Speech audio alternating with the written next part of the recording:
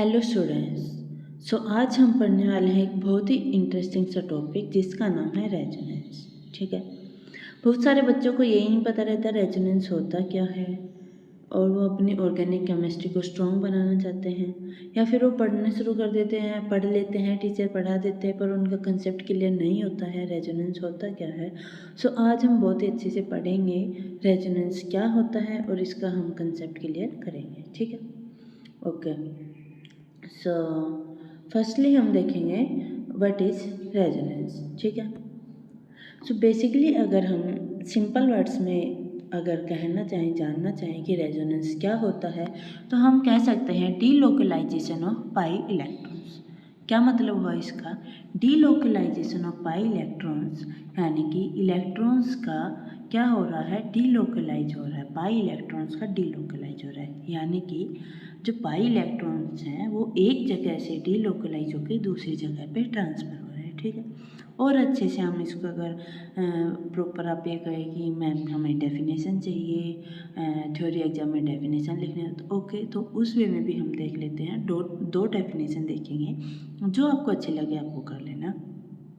First is the transfer of electron from one end of conjugation pi system to the other through delocalization of electron is called resonance। क्या मतलब है इसका कि जो transfer हो रहे हैं जो इलेक्ट्रॉन एक एंड से दूसरे एंड पे कॉन्जुगेशन पाई सिस्टम में, ठीक है, थ्रू डीलोकलाइजेशन ऑफ इलेक्ट्रॉन, कि जो पाई सिस्टम में क्या हो रहा है, इलेक्ट्रॉन्स का जो है ट्रांसफ़र हो रहा है। इलेक्ट्रॉन्स एक जगह से दूसरी जगह पे ट्रांसफ़र हो रहे हैं। कैसे होते हैं?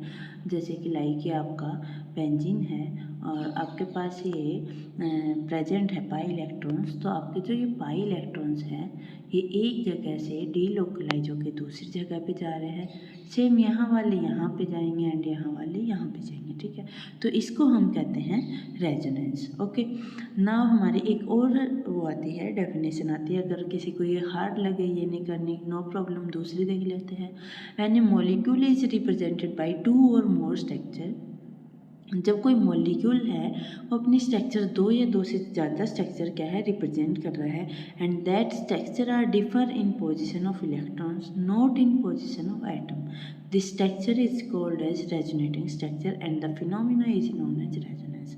अब देखो ये डेफिनेशन बड़ी जरूर लग रही पर इजी है समझने में। देखो क्या कह रहा है, जब कोई मॉलिक्यूल है वो अपनी स्ट्रक्चर दो या दो से ज़्यादा रिप्रेजेंट कर रहा है, तो उसकी जो स्ट्रक्चर है उसमें जो इलेक्ट्रॉन्स जो है, देखना ध्यान से, इलेक्ट्रॉन्स की क्या है, पोजीशन चेंज होती है। सिर्फ इलेक्ट्रॉन्स की पोजीशन चेंज होती है। आपके जो एटम्स है उस मॉलिक्यूल में उनकी पोजीशन क्या है, चेंज नहीं होनी चाहिए। ठीक है, क्या समझे कि एटम्स की पोजीशन सेम होगी, सिर्फ इलेक्ट्रॉन्स है वो अपनी पोजीशन को चेंज करेंगे। इलेक्ट्रॉन्स है वो डीलोकलाइज होंगे, ट्रांसफ़र होंगे एक जगह से दूसरी जगह पे, उसे हम कहते हैं रेजोनेटिंग स्ट्रक्चर।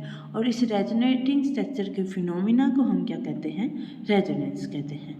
ठीक है, ये आपका होता है रेजोनेंस। कुछ भी नहीं, सिंपल सा आपको ये याद रखना है कि जो पाई इलेक्ट्रॉन्स का है डीलोकलाइजेशन होता है, वो एक जगह से दूसरी जगह पे ट्रांसफ़र होते हैं, और वहाँ पे सिर्फ इलेक्ट्रॉन्स ही ट्रांसफ़र होंगे, उस मॉलिक्यूल के एटम्स की पोजीशन चेंज नहीं होनी चाहिए। ठीक है, ठीक है। अब हमारा नेक्स्ट पॉइंट आता है, when a compound can be represented by more than one Lewis structure, जब कोई कंपाउंड है वो रिप्रेजेंट कर रहा है एक से ज़्यादा लेविस स्ट्रक्चर को, and actual structure is hybrid of all these structure, जो आपकी एक्चुअल स्ट्रक्चर होगी वो इन सभी स्ट्रक्चर की क्या होगी, हाइब्रिड स्ट्रक्चर होगी। एंड इस कंपाउंड, तो वो कंपाउंड क्या कहेगा कि ये रेजोनेंस पोजेस कर रहा है। ठीक, क्या मतलब हुआ इसका? इसका मतलब हुआ कि जब कोई कंपाउंड है वो खुद की स्ट्रक्चर को है क्या कर रहा है, लेविस स्ट्रक्चर में रिप्रेजेंट कर रहा है, और जितने भी वो लेविस स्ट्रक्चर 1 2 3 4 जितने भी रिप्रेजेंट करेगा, उन लेविस स्ट्रक्चर की जो वो एक्चुअल स्ट्रक्चर जो होती है आपकी, वो उसकी हाइब्रिड स्ट्रक्चर होगी।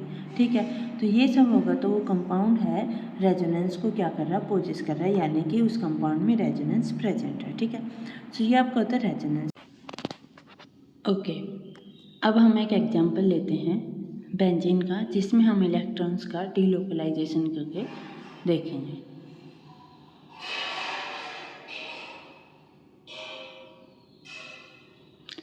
ये हमारी बेंजीन है। अब इसमें क्या होगा, हमारे जो पाई इलेक्ट्रॉन्स का क्या है, डीलोकलाइजेशन होगा, यानी कि ट्रांसफ़र होगा। हमारे यहाँ से पाई इलेक्ट्रॉन ट्रांसफ़र होके यहाँ पे आएंगे और यहाँ से पाई इलेक्ट्रॉन ट्रांसफ़र होके यहाँ पे आ जाएंगे एंड सेम यहाँ पे होगा, ठीक है। और हमारे पास क्या रेजोनेटिंग स्ट्रक्चर बन के आएगी, हमें मिलेगी। अब एक और बात याद रखना, रेजोनेंस को शो करने के लिए हम इस टू हेडेड एरो का यूज़ करेंगे, ठीक है। इसका मतलब क्या होता है, जो स्ट्रक्चर है वो आपकी इंटर कन्वर्टिबल है, यानी कि यहाँ पे जो ये स्ट्रक्चर बनेगी, यहाँ पे ये सेम स्ट्रक्चर आप यहाँ पे बना सकते हो, ठीक है। तो इसीलिए हम इस एरो का यूज़ करेंगे। तो हमारे पास क्या बन के आ जाएगा, हमारे पाई इलेक्ट्रॉन्स यहाँ से यहाँ पे ट्रांसफ़र हुए तो यहाँ पे डबल बॉन्ड आएगा, एक हमारा यहाँ पे डबल बॉन्ड आ जाएगा, एक हमारा यहाँ पे डबल बॉन्ड आ जाएगा, ठीक है। सो ये आपकी क्या बन गई, रेजोनेंस स्ट्रक्चर, ठीक है। और हम रेजोनेंस स्ट्रक्चर को ही कैनोनिकल स्ट्रक्चर भी कहते हैं और एक और नाम लेते हैं कंट्रीब्यूटिंग स्ट्रक्चर, ठीक है। और इसकी हम अगर एक्चुअल स्ट्रक्चर बनाएं या फिर हम उसको बोल देते हैं हाइब्रिड स्ट्रक्चर, तो वो क्या बनेगी, बेंजीन की हमारी ये क्या है, हाइब्रिड स्ट्रक्चर, ठीक है। ये हमारे हाइब्रिड स्ट्रक्चर बन गई, ठीक है। सो ये हमारे पास एग्जाम्पल से हम देख लिए, बेंजीन का एग्जाम्पल लेके, कि कैसे हमारे जो पाई इलेक्ट्रॉन्स है वो एक जगह से दूसरी जगह पे ट्रांसफ़र होते हैं, ठीक है। अब हम नेक्स्ट आते हैं, रेजोनेंस में हमारे कुछ इंपॉर्टेंट पॉइंट्स हैं जो हमें पता होना बहुत ज़रूरी है, ठीक है। सो हमारा यहाँ पे पहला पॉइंट है कि रेजोनेंस स्ट्रक्चर जो होती है वो इंटर कन्वर्टिबल होती है, जैसे कि मैंने बताया कि इसको हम डबल हेडेड एरो से रिप्रेजेंट करते हैं, ठीक है। यानी कि ये एक दूसरे से देखो यहाँ पे आपस में कन्वर्ट हो जाती है। कैसे हो जाती है, क्योंकि हमारे जो पाई इलेक्ट्रॉन्स है वो ट्रांसफ़र हो जाते हैं एक जगह से दूसरी जगह। तो ये जो हमारी जो रेजोनेंस की जो स्ट्रक्चर होती है वो इंटर कन्वर्टिबल होती है, ठीक है। हमारा नेक्स्ट पॉइंट आता है, all the properties of A compound can not be explained by single structure, कि हमारे एक कंपाउंड की जो प्रॉपर्टीज है, किसी भी कंपाउंड की प्रॉपर्टीज है, वो सिर्फ एक स्ट्रक्चर से हम सारी प्रॉपर्टीज को एक्सप्लेन नहीं कर सकते, ठीक है।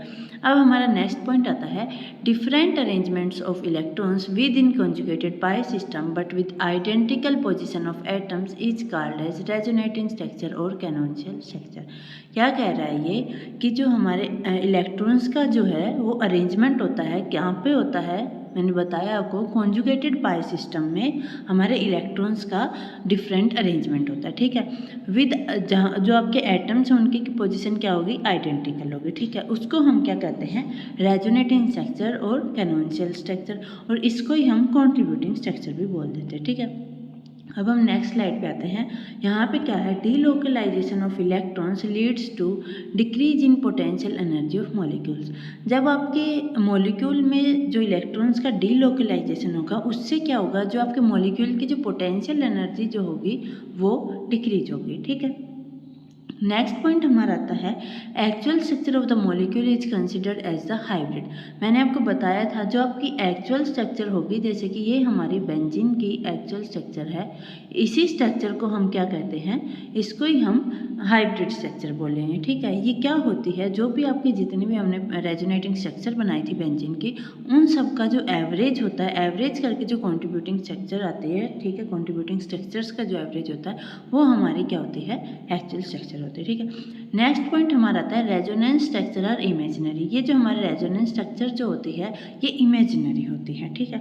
नेक्स्ट हमारा पॉइंट आता है, resonance hybrid is more stable then canonical structure. ये आपका इम्पोर्टेंट है, ठीक है, पूछ भी लेते हैं। जो आपकी रेजोनेंस हाइब्रिड होती है, यानी कि जो एक्चुअल स्ट्रक्चर होती है, ये आपकी रेजोनेंस हाइब्रिड है, ठीक है। यही आप इसी को ही हम एक्चुअल स्ट्रक्चर बोलते हैं। जो आपकी हाइब्रिड स्ट्रक्चर है ये ज़्यादा स्टेबल होती है than the canonical structure, okay. अब हमारा नेक्स्ट पॉइंट आता है, the energy of resonance hybrid is always less than the energy of any one of the contributing structure.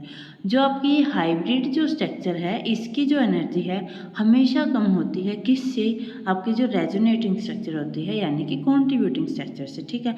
तो ये पॉइंट भी आपका इंपॉर्टेंट है, आपसे पूछ लेते हैं कि आपके जो रेजोनेंस की जो हाइब्रिड स्ट्रक्चर है उसकी एनर्जी ज़्यादा है या कॉन्ट्रीब्यूटिंग स्ट्रक्चर की। तो हमेशा याद रखना, जबकि रेजोनेटिंग स्ट्रक्चर है यानी कि कॉन्ट्रीब्यूटिंग स्ट्रक्चर है, उसकी एनर्जी ज़्यादा होती है than the hybrid structure, okay. Now अब हम नेक्स्ट स्लाइड पे आते हैं।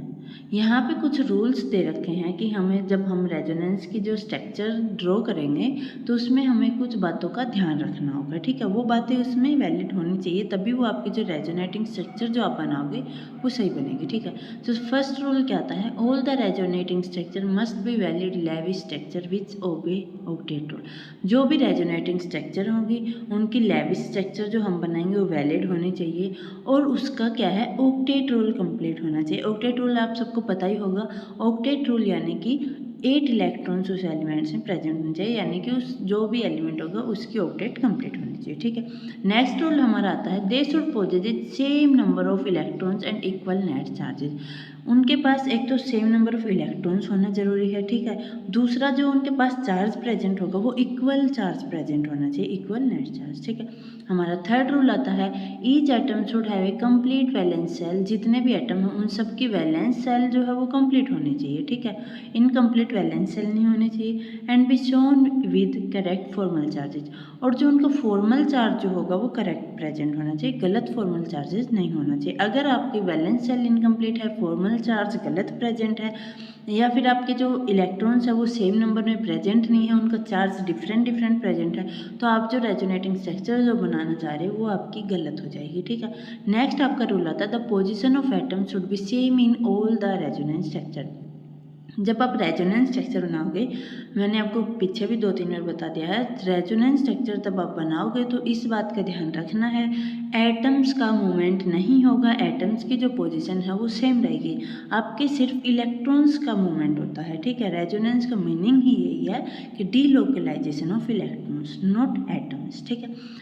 नेक्स्ट आपका रूल आता है, same number of unpaired electrons. जो इलेक्ट्रॉन्स जो होंगे अनपेयर्ड इलेक्ट्रॉन्स वो सेम नंबर में होने चाहिए, डिफरेंट अनपेयर्ड इलेक्ट्रॉन्स प्रेजेंट नहीं होने चाहिए कि एक में 2 प्रेजेंट है, एक में 3 है, ऐसा नहीं चलेगा। जितने भी अनपेयर्ड इलेक्ट्रॉन्स प्रेजेंट होंगे वो सेम अनपेयर्ड इलेक्ट्रॉन्स प्रेजेंट होने चाहिए, ठीक है। तो ये कुछ रूल्स आपके रेजोनेटिंग स्ट्रक्चर के, जब आप बनाओ तो ये सब चीज़ें उसमें वैलिड होनी चाहिए, ठीक है। नेक्स्ट हमारा आता है, चलो अब हम एक एग्जाम्पल ले लेते हैं। हमने बेंजीन का क्या, आप कहोगे कि मैम सिर्फ बेंजीन का ही बताया, किसी और का एग्जाम्पल भी लेके बताओ, तो हम नाइट्रोमीथेन का एग्जाम्पल ले लेते हैं, ठीक है, जिसको हम लिखते हैं CH3NO2, ठीक है। ये हमारा क्या है, नाइट्रोमीथेन। इसमें हमारे पास क्या है, 2 टाइप्स ऑफ एनो बॉन्ड्स प्रेजेंट होंगे यहाँ पे, ठीक है। 2 टाइप के एनो बॉन्ड्स यहाँ पे प्रेजेंट होते हैं। कौन से होते हैं, एक तो N सिंगल बॉन्ड O, और एक हमारे पास प्रेजेंट है N डबल बॉन्ड O। तो यहाँ पे हम क्या देखेंगे, रेजोनेटिंग स्ट्रक्चर बना के इनकी बॉन्ड लेंथ देखते हैं, ठीक है। तो ये हम पहली स्ट्रक्चर बनाएंगे, रेजोनेटिंग स्ट्रक्चर। यहाँ पे हमने क्या किया, CH3N, और यहाँ पे पॉजिटिव चार्ज लगेगा, ठीक है। अब यहाँ पे क्या हो रहा है, ऑक्सीजन से इलेक्ट्रॉन्स जो है वो आपके यहाँ पे आ रहे हैं, ठीक है। और यहाँ से आपका जो डबल बॉन्ड है वो ब्रेक होकर यहाँ के इलेक्ट्रॉन डीलोकलाइज होकर कहाँ जा रहे हैं, ऑक्सीजन के पास जा रहे हैं, और आपका क्या फॉर्म हो रहा है, आपकी सेकेंड रेजोनेटिंग स्ट्रक्चर फॉर्म हो रही है। उसमें क्या हो रहा है, ये सिंगल बॉन्ड बन जाएगा और यहाँ पे आपका डबल बॉन्ड फॉर्म हो जाएगा, और सेम प्रोसेस रिपीट होगा। यहाँ पे जो आपके लोन पेयर है वो यहाँ पे आएंगे, और यहाँ पे फिर से डबल बॉन्ड फॉर्म होगा, और ये डबल बॉन्ड आपका ब्रेक होगा, और यहाँ के जो इलेक्ट्रॉन्स है वो ऑक्सीजन के पास आ जाएंगे, ठीक है। सो ये आपका एग्जाम्पल था नाइट्रोमीथेन का, जिसमें हमने फिर से देख लिया कि क्या होता है कि इलेक्ट्रॉन्स का जो पाई इलेक्ट्रॉन्स है उनका डीलोकलाइजेशन हो रहा है, वो एक जगह से दूसरी जगह पे आ रहे हैं, और वो इंटरकन्वर्टिबल है, ठीक है। अब हम नेक्स्ट पे आते हैं। आपका एक इम्पोर्टेंट इसी में एक छोटा सा कंसेप्ट आता है, रेजोनेंस एनर्जी, ठीक है। ये इम्पोर्टेंट है, आपसे पूछ भी लेते हैं एग्जाम्स में कि रेजोनेंस एनर्जी क्या होती है, ठीक है। और इसका ऑर्डर भी दे के पूछ लेते हैं। तो रेजोनेंस एनर्जी फर्स्टली आपके एनसीईआरटी में बहुत ही अच्छी इसकी डेफिनेशन भी दी हुई है। सबसे पहले हम इसका मतलब समझ लेते हैं, रेजोनेंस एनर्जी होती क्या है। The energy of actual structure of the molecule the resonance hybrid is lower than that of any of the canonical structure, ठीक है। ये क्या कह रहा है कि जो एक्चुअल स्ट्रक्चर, जो मॉलिक्यूल की जो एक्चुअल स्ट्रक्चर होगी उसकी जो एनर्जी है वो हमेशा कम होगी रेजोनेटिंग स्ट्रक्चर से, ठीक है। अब हम रेजोनेटिंग स्ट्रक्चर को कंट्रीब्यूटिंग स्ट्रक्चर भी कहते हैं एंड कैनोनिकल स्ट्रक्चर भी कहते हैं, ठीक है। अब इसकी डेफिनेशन देखते हैं। आप कहोगे मैम ये तो मीनिंग समझा दिया आपने कि एक्चुअल स्ट्रक्चर की जो एनर्जी है वो कम होगी कैनोनिकल स्ट्रक्चर से, ठीक है। अगर डेफिनेशन पूछे तो उसको कैसे लिखे, सिंपल कुछ नहीं लिखना, क्या करना है, the difference in energy between the actual structure and the lowest lowest energy resonance structure is called the resonance. जो आपकी एक्चुअल स्ट्रक्चर और जो रेजोनेंस स्ट्रक्चर होगी उसके बीच में जो एनर्जी का डिफरेंस होता है वही आपकी रेजोनेंस एनर्जी होती है। ठीक है, यहाँ पे देखो एक्चुअल स्ट्रक्चर है वो उसकी जो एनर्जी है वो लेस देन है रेजोनेंस स्ट्रक्चर के। ठीक है, सो ये हमारी रेजोनेंस एनर्जी का कंसेप्ट हो गया। एक और इस बात को आप ध्यान रख सकते हैं कि रेजोनेंस एनर्जी है वो आपकी डायरेक्टली प्रोपोर्शनल है नंबर ऑफ स्ट्रक्चर्स के एंड ये डायरेक्टली प्रोपोर्शनल स्टेबिलिटी के। इसका क्या मतलब हुआ कि जितने ज़्यादा नंबर ऑफ स्ट्रक्चर्स होंगे उतने ही ज़्यादा रेजोनेंस एनर्जी होगी और उतने ही ज़्यादा उसमें स्टेबिलिटी होगी। ठीक है, सो ये आपका हो गया रेजोनेंस एनर्जी। अब हमारा नेक्स्ट टॉपिक जो है इसी में ही है, रेजोनेंस का ही छोटा सा टॉपिक है, रेजोनेंस इफेक्ट, जो कि पूछ लिया जाता है। ओके, सो अब हम पढ़ते हैं रेजोनेंस इफेक्ट। रेजोनेंस इफेक्ट क्या होता है? Resonance effect is defined as the polarity produced in the molecule by the interaction of two pi bonds और between a pi bond and lone pair of electrons present on an adjacent atom. The effect is transmitted through the chain. क्या मतलब हुआ इसका? इसका मतलब हुआ जब किसी मॉलिक्यूल में जो पोलैरिटी प्रोड्यूस होती है वो किसके थ्रू होती है? Bye the interaction, pi bonds के, दो पाई बॉन्ड्स के बीच में इंटरेक्शन होता है तो आपकी पोलैरिटी प्रोड्यूस होती है। या फिर आपके पाई बॉन्ड और लोन पेयर के जो इलेक्ट्रॉन्स होते हैं उनके बीच में जब इंटरेक्शन होता है तो आपके जो एडजेसेंट एटम्स पे जो इफेक्ट पड़ता है उसी को हम कहते हैं रेजोनेंस इफेक्ट। ठीक है, सो ये आपका हो गया रेजोनेंस इफेक्ट। क्या हुआ? सिंपली मॉलिक्यूल में जब आपकी पोलैरिटी प्रोड्यूस होती है वो दो पाई बॉन्ड के इंटरेक्शन की वजह से प्रोड्यूस होती है, या फिर हम कह सकते हैं पाई बॉन्ड्स और लोन पेयर के इलेक्ट्रॉन्स की वजह से वो प्रोड्यूस होती है। और वो पोलैरिटी प्रोड्यूस होती है उस टाइम पे जो आपके एडजेसेंट एटम पे जो इफेक्ट पड़ता है वही इफेक्ट आपका रेजोनेंस इफेक्ट होता है। ठीक है, ये किसके थ्रू ऑपरेट होता है? It operates through pi bonds. ठीक है, आपका रेजोनेंस इफेक्ट जो है ये पाई बॉन्ड्स के थ्रू ऑपरेट होता है। ये एक परमानेंट इफेक्ट होता है, टेम्परेरी इफेक्ट नहीं है। आपका रेजोनेंस इफेक्ट परमानेंट इफेक्ट होता है। ठीक है, आपका जो रेजोनेंस इफेक्ट है ये अब टू टाइप्स का होता है और हम इसी रेजोनेंस इफेक्ट को हम मीजोमेरिक इफेक्ट भी बोल देते हैं। ठीक है, अगर आपसे कई बार एग्जाम से पूछ लिया जाए मीजोमेरिक इफेक्ट क्या होता है तो हम रेजोनेंस इफेक्ट को ही मीजोमेरिक इफेक्ट बोलते हैं, जिसको हम डिनोट करते हैं आर से। रेजोनेंस इफेक्ट को हम आर से डिनोट करते हैं और मेजोमेरिक इफेक्ट को हम एम से डिनोट करते हैं। ठीक है, ये दो टाइप्स का होता है। एक आपका होता है पॉजिटिव रेजोनेंस जिसको हम प्लस आर या प्लस एम इफेक्ट से डिनोट करते हैं। दूसरा आपका होता है नेगेटिव रेजोनेंस जिसको हम माइनस आर या माइनस एम इफेक्ट से डिनोट करते हैं। ठीक है, अब हम इनके बारे में वन बाई वन करके थोड़ा थोड़ा पढ़ेंगे। ठीक है, तो सबसे पहले आपका आता है plus R effect, positive resonance effect. ये क्या होता है? इसमें आपके क्या होते हैं? Electron donating group attach to a conjugated system increase the electron density with that system. क्या मतलब हुआ इसका? आपके जो इलेक्ट्रॉन डोनेटिंग ग्रुप्स होते हैं, कौन से होते हैं इलेक्ट्रॉन डोनेटिंग ग्रुप्स? जो इलेक्ट्रॉन्स को डोनेट करते हैं किसी दूसरे मॉलिक्यूल्स को, जैसे कि OH हो गया, NH2 हो गया, OR हो गया। ठीक है, तो ये जो आपके इलेक्ट्रॉन डोनेटिंग ग्रुप्स जो होते हैं ये आपके कॉन्जुगेटेड सिस्टम पे अटैच होते हैं और इनकी वजह से क्या होता है? आपका जो मॉलिक्यूल होता है या फिर आपका जो कॉन्जुगेटेड सिस्टम होता है उसकी जो इलेक्ट्रॉन डेंसिटी है वो इंक्रीज होती है। ठीक है, दूसरा आपका आता है occurs when the groups release electrons to the other molecule by the process of delocalisation. Plus R effect कब होता है, कब अकर होता है? ठीक है, इसकी अकरिंग कब होती है, अकरेंस कब होती है? सो ये तब अकर होता है जब आपको जो इलेक्ट्रॉन डोनेटिंग ग्रुप जो है वो इलेक्ट्रॉन्स को रिलीज करता है दूसरे मॉलिक्यूल के पास, किसके थ्रू? By the delocalisation. ठीक है, डीलोकलाइजेशन के थ्रू ग्रुप्स है वो अपने इलेक्ट्रॉन्स को रिलीज करते हैं, तो आपका प्लस आर इफेक्ट अकर होता है। ठीक है, नेक्स्ट आपका आता है the group are usually denoted by plus R और प्लस एम। जैसे मैंने आपको बताया कि इसको हम प्लस आर या प्लस एम से डिनोट करते हैं। ठीक है, नेक्स्ट आपका आता है in this process the molecular electron density increases. इस प्रोसेस में जो आपके मॉलिक्यूल की जो इलेक्ट्रॉन डेंसिटी है वो इंक्रीज होती है। ठीक है, जैसे कि अब आपके कौन कौन से होते हैं प्लस आर इफेक्ट? हैलोजेंस हो गए जैसे फ्लोरीन, क्लोरीन, ब्रोमीन, आयोडीन, ये सब आपके क्या है? इलेक्ट्रॉन डोनेटिंग ग्रुप्स होते हैं जो कि आपके कॉन्जुगेटेड सिस्टम पे अटैच होते हैं। ठीक है, OH ग्रुप हो गया, OR हो गया, OCOR ग्रुप हो गया, NH2, NHR, NR2, NHCOR, ये सब आपके क्या होते हैं? Plus R effect. तो सिंपली आपको क्या ध्यान रखना है? प्लस आर इफेक्ट क्या होता है? इलेक्ट्रॉन डोनेटिंग ग्रुप्स जो होते हैं वो अटैच होते हैं आपके कॉन्जुगेटेड सिस्टम पे, और कौन कौन से होते हैं आपके इलेक्ट्रॉन डोनेटिंग ग्रुप्स ये आपको पता होना चाहिए। ठीक है, नेक्स्ट आपका आता है minus are effect. Minus are effect में क्या होता है, आपके जो इलेक्ट्रॉन विड्रॉइंग ग्रुप्स जो है ये अटैच होते हैं आपके कॉन्जुगेटेड सिस्टम पे, ठीक है। और ये क्या करते हैं, इलेक्ट्रॉन विड्रॉइंग ग्रुप जो कि इलेक्ट्रॉन्स को विड्रॉ करते हैं, इलेक्ट्रॉन्स को कॉन्जुगेटेड सिस्टम से दूर करते हैं, अवे करते हैं, ठीक है। वो होते हैं आपके इलेक्ट्रॉन विड्रॉइंग ग्रुप्स, जैसे कि NO2 हो गया, COOH हो गया, CN हो गया, साइनाइड हो गया, ठीक है।